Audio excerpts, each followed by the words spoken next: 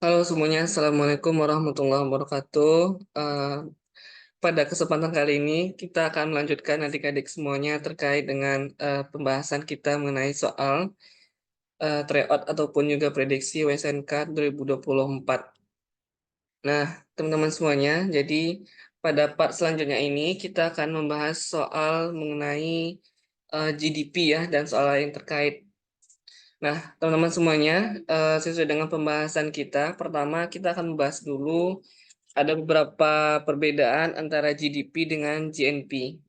Nah, apa itu perbedaan antara GDP dengan GNP?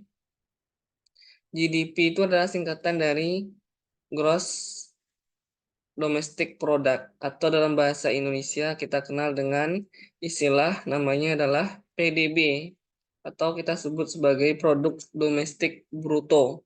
Nah, kalau misalnya GNP ini adalah singkatan dari Gross National Product. Nah, ini singkatan dari PNB atau Produk Nasional Bruto.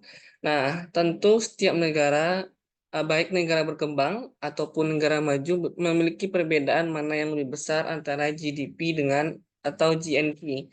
Nah, soal nomor 11 ini, dia menanyakan terkait dengan the condition of developed countries generally is. Jadi, artinya adalah kondisi dari sebuah negara yang berkembang biasanya mana yang lebih besar? Apakah PDB-nya yang lebih besar atau PNB-nya lebih besar? Nah, ini tentu berbeda antara negara maju dengan negara berkembang. Nah, yang menjadi permasalahan adalah kita harus tahu kalau misalnya soal bahasa Inggris beda antara developed countries dengan developing countries. Nah, bedanya adalah ini hanya beda beberapa huruf saja, tapi beda makna. Kalau developed countries artinya adalah ini negara maju.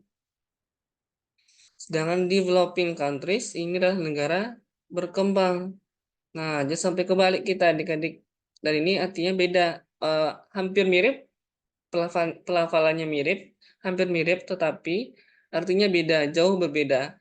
Nah, kalau soal seperti ini, developed countries berarti dia menanyakan biasanya kondisi negara-negara maju mana yang lebih besar.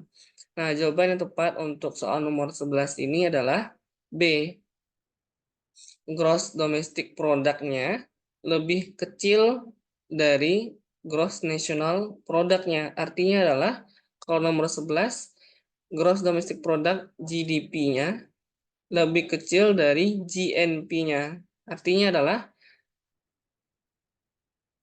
PNB-nya, kita balik lagi ya, atau produk nasional brutonya lebih besar dari PDB-nya. Nah, kita harus tahu beda antara GDP dengan GNP ya. Nah, kalau GDP atau PDB, di sini ada kata domestik. Nah, biasanya ini terkait dengan wilayah. Wilayah berarti semua penduduk atau semua orang yang tinggal di wilayah tersebut dari Sabang sampai Merauke. Nah, ini kita hitung baik WNI, warga negara Indonesia yang bekerja dalam negeri, ditambah dengan WNA, warga negara asing yang bekerja dalam negeri. Jadi orang-orang lain luar negeri yang bekerja di Indonesia, yang tinggal di Indonesia, meskipun dia bukan warga negara Indonesia, itu kita hitung masuk ke GDP atau PDB. Nah, kalau PNB atau GNP, ini kadang dia mulai istilah bahasa Indonesia atau bahasa Inggris ya, kita harus tahu bedanya. Nah, PNB atau GNP ini ada namanya nasional. Nasional artinya adalah warga negara. Jadi, kita fokus ke warga negaranya aja. Berarti gimana cara menghitung pendapatan nasional brutonya? Berapa pendapatan WNI dalam negeri? Kita tambah dengan WNI yang bekerja luar negeri. Kita kurang pendapatan WNA yang bekerja dalam Indonesia. Artinya adalah kita nggak masukin pendapatan orang asing yang bekerja di Indonesia. Fokus ke kita adalah kepada WNI aja. Baik yang bekerja dalam negeri dengan WNI yang bekerja luar negeri. Intinya adalah, kata kuncinya adalah terkait dengan nasional atau warga negara.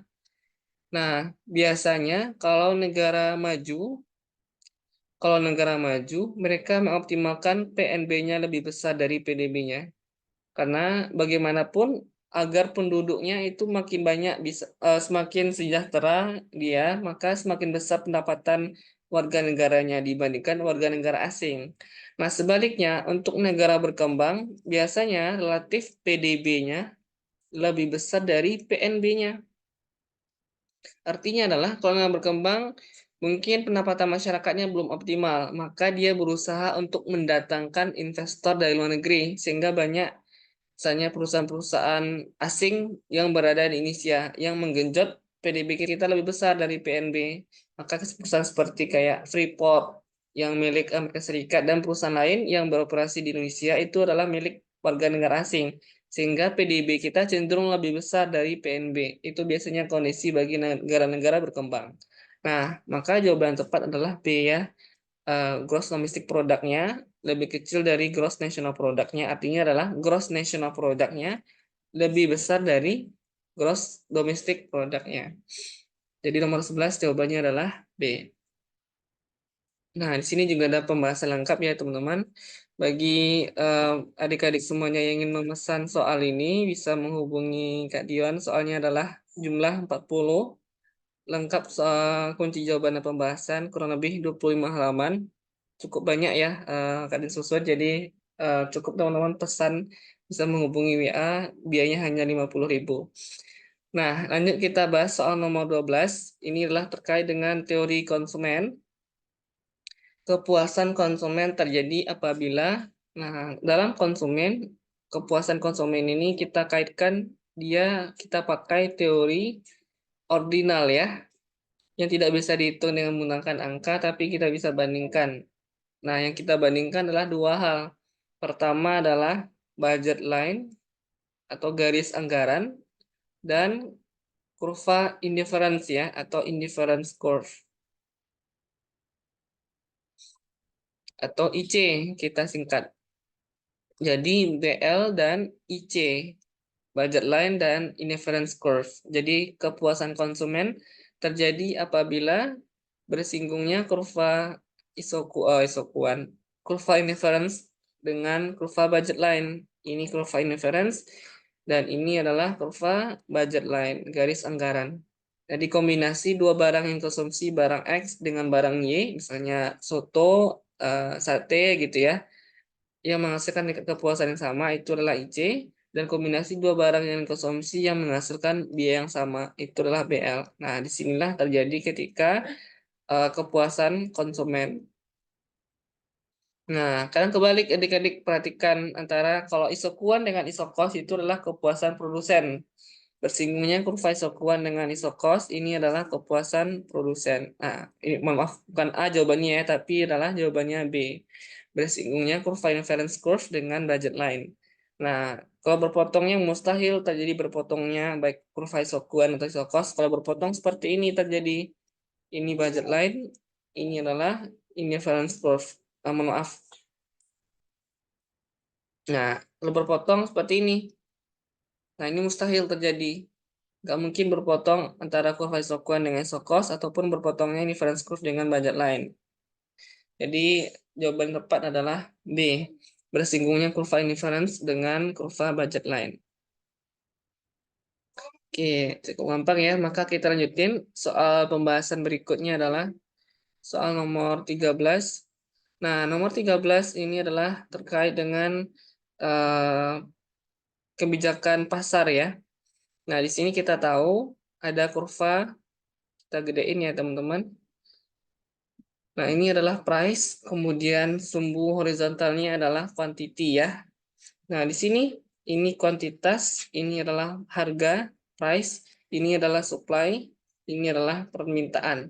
Nah, di sini diketahui ada namanya price, kebijakan pemerintah yang berada posisinya di bawah harga keseimbangan pasar. Ini misalnya PE gitu ya. Ini QE. Nah, pemerintah menetapkan batas minimal harganya di bawah harga keseimbangan. Nah, di sini kita sebut apa namanya? Nah, soal seperti itu. Jadi yang ditanyakan kebijakan apa namanya? Jika pemerintah negara ambis menerapkan kebijakan di atas dengan menurunkan harga di bawah harga keseimbangan pasar di sini, dikarenakan harga yang berada di pasar terlalu mahal, sehingga pemerintah melakukan kebijakan tersebut untuk melindungi daya beli konsumen agar tetap terjaga, sehingga berimplikasi terhadap kelebihan permintaan. Kelebihan permintaan ya di sini. Awalnya di sini sebanyak katakanlah mungkin permintaannya 5 gitu ya. Ini misalkan Rp10. Ini adalah 5. Nah, karena harganya di bawah harga keseimbangan pasar, kelebihan permintaan jadi 7. Sedangkan ini terjadi pertama adalah excess supply, kelebihan permintaan, excess demand ya, mohon maaf, kelebihan permintaan, kevaliman, dan sini terjadi sedikit penawarannya sedikit karena harganya turun, maka jumlah barang ditawarkan juga lebih sedikit sesuai dengan hukum penawaran, namanya adalah di sini terjadi shortage supply. Katakanlah 3. Jadi kelebihan permintaan dan kekurangan penawaran. Awalnya 5, jadinya 3. Excess demand dan shortage supply. Kelebihan permintaan dan kekurangan penawaran. Nah, untuk soal seperti itu, ini demand ya, mohon maaf, typo di sini, yang disebut sebagai kebijakan apa namanya jika pemerintah menerapkan harga di bawah harga keseimbangan pasar? Jawabannya adalah yang disebut sebagai ceiling price atau kebijakan harga maksimum. Kak, namanya maksimum kok di bawah keseimbangan pasar? Nah, logikanya adalah maksimum yang ditetapkan pemerintah segini agar pemerintah bisa melindungi konsumen. Artinya adalah biar produsen tidak menjual di atas harga ini. Tujuannya adalah agar daya beli konsumen tetap terjaga, sehingga pemerintah harus menurunkan harga keseimbangan pasar. Nah, biasanya pemerintah menetapkan namanya subsidi untuk membantu atau menolong konsumen. Jadi, dia di bawah harga keseimbangan pasar. Harganya relatif lebih murah, yang mungkin awalnya adalah 10, jadinya ada 8 di sini. Ketika selling price, ini disebut sebagai selling price, atau kita sebut sebagai kebijakan harga maksimum. Atau kebijakan harga maksimum ya. Maksimum yang boleh ditetapkan pemerintah segini untuk melindungi si konsumen. Agar produsen tidak terlalu meninggikan harga, batasnya di sini. Kalau menaikkan harga lagi, maka akan merugikan konsumen, daya beli akan turun. Nah, makanya tujuannya adalah untuk meningkatkan permintaan, excess demand tadi. Nah, itu adalah kebijakan selling price, yaitu harganya ditetapkan di bawah harga keseimbangan pasar, sehingga berimplikasi terhadap meningkatnya permintaan dan turunnya penawaran. Nah, lawannya apa? Lawannya adalah floor price. Nah, kalau floor price itu dia kebijakan harga minimum, dia di atas harga keseimbangan pasar. Ini floor price. Nah, lawannya adalah floor price, kebijakan harga minimum. Nah, kadang kita sampai kebalik adik-adik, kebijakan harga minimum. Minimum pemerintah tujuanlah untuk melindungi produsen ya. Kalau tadi melindungi konsumen, sedangkan ini melindungi produsen agar gimana melindungi produsen agar apa namanya produsen tidak rugi, sehingga pemerintah harus menaikkan harganya dari harga keseimbangan pasar. Nah, biasanya ini terjadi pada barang-barang yang cenderung mahal gitu ya. Nah, ini adalah kebijakan harga minimum untuk melindungi produsen dengan cara pemerintah menaikkan harganya seperti itu agar tidak terlalu rugi si produsen tadi. Nah, jadi jawabannya adalah kalau di bawah harga keseimbangan itu adalah selling price atau kebijakan harga maksimum. Nah, contoh dalam penerapan selling price ini adalah harga eceran tertinggi. Kalau teman-teman beli barang di supermarket atau minimarket, itu kan ada di kemasannya itu ada head gitu ya. Harga eceran tertinggi di Pulau Jawa misalnya. Nah, itu tujuannya untuk melindungi konsumen agar si produsen nggak boleh menjual barang tersebut di atas harga eceran tertinggi. Nah, itu makanya ditetapkan namanya head atau harga eceran tertinggi. Nah, lanjut kita bahas soal nomor 14. Data keuangan negara Ambis OSN tahun 2023 adalah sebagai berikut. Harga barang dan jasa per unit 100.000. Kemudian jumlah barang dan jasa yang diperdagangkan itulah 100.000 unit. jumlah uang kartal yang diperdagangkan, uang kartal yang beredar 200 juta, kecepatan peredaran uang kartal 20 kali, kecepatan peredaran uang giral 10 kali. Nah, ini tanya adalah besarnya jumlah uang giral yang beredar di masyarakat. Nah, ini adalah rumus dari teori Irving Fisher, adik-adik. Menghitung kecepatan peredaran uang sebuah negara. Maaf, sebentar. Nah, ini rumus dari menghitung kecepatan uang menggunakan teori Irving Fisher ya. Tokoh ekonomi namanya Fisher. Nah, rumusnya adalah M kali V sama dengan P kali T. M itu adalah money, jumlah uang beredar. V itu adalah velocity, artinya adalah kecepatan. P itu adalah price, artinya adalah harga.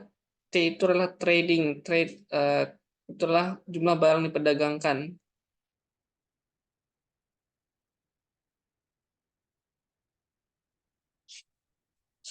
Nah, karena di sini ada dua jenis uang, uang kartal dan uang gira, maka kita harus pisahkan masing-masing.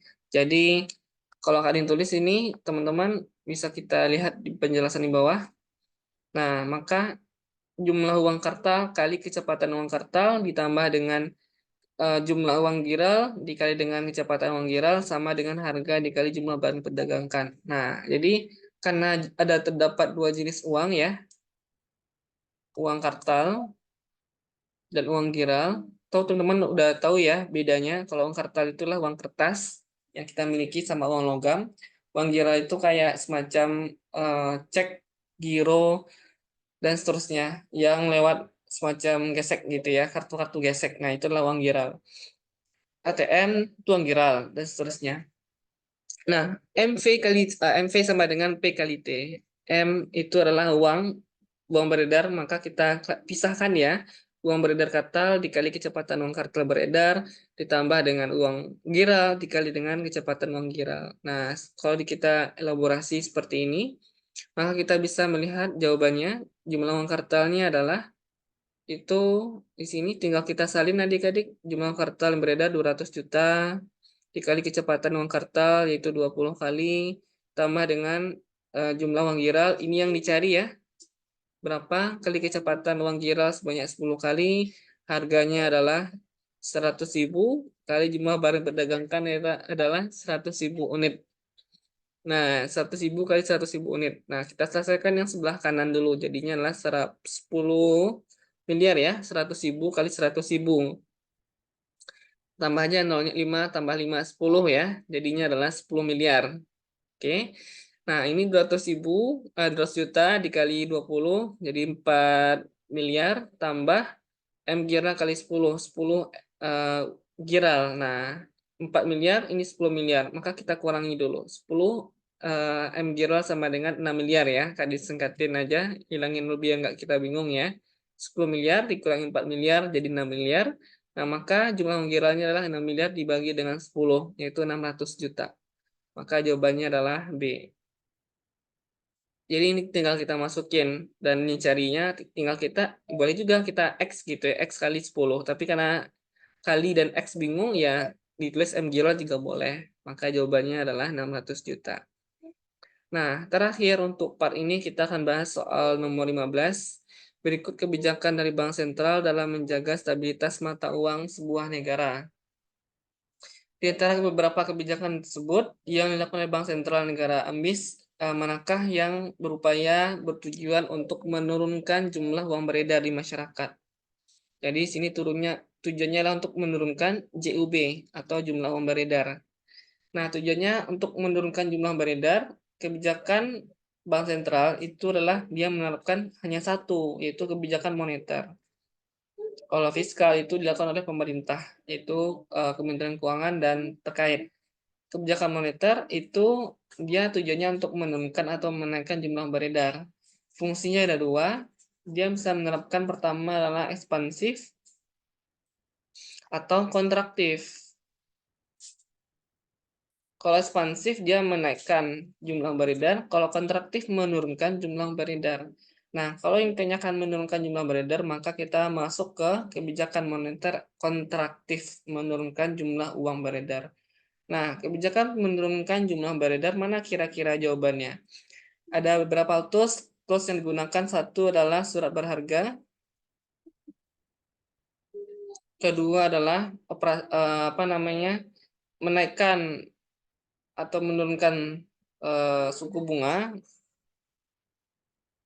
Tiga itu adalah cadangan minimum, giro wajib minimum ya, cadangan kas bank perbankan, dan terakhir adalah pemberian kredit, apakah diperketat atau diperlonggar. Nah, kalau menurunkan jumlah beredar, pertama kita lihat dulu mana kira-kira apakah membeli surat berharga atau menjual.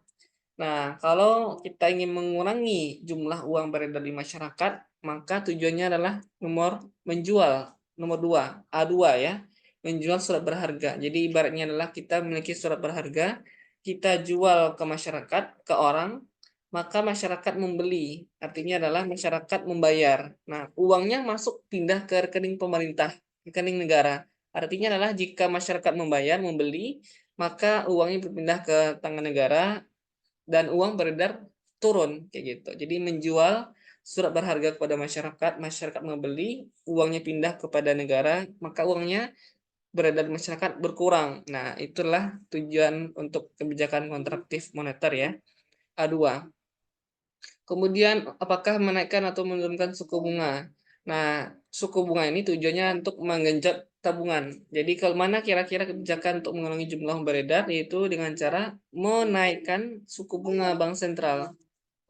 Tujuannya kalau kita naikkan suku bunga, masyarakat termotivasi menabung di perbankan umum, sehingga ibaratnya adalah ini dalam konvensional ya, dapat bunga gitu ya, semakin tinggi suku bunga yang dikasih pemerintah pada masyarakat, maka orang termotivasi untuk menabung, menyimpan uang ini bank agar dapat return hasil yang besar nanti ketika mau ambil gitu ya. Maka menaikkan suku bunga sehingga masyarakat menabung, uang beredar masyarakat turun, berpindah di perbankan. Nah, jadi ini B1.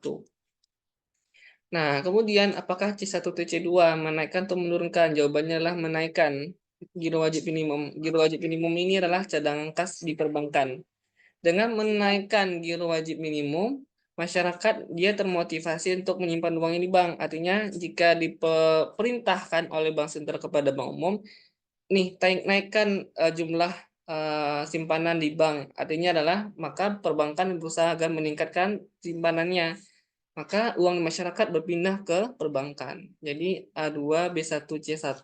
Terakhir, apakah memperketat atau memperlonggar? Tentu untuk mengurangi jumlah beredar itu kita caranya lah memperketat pemberian kredit agar nggak mudah kita kasih uang ke masyarakat, memperketat gitu ya. Maka jawaban yang tepat tadi A2, B1, C1 dan D1.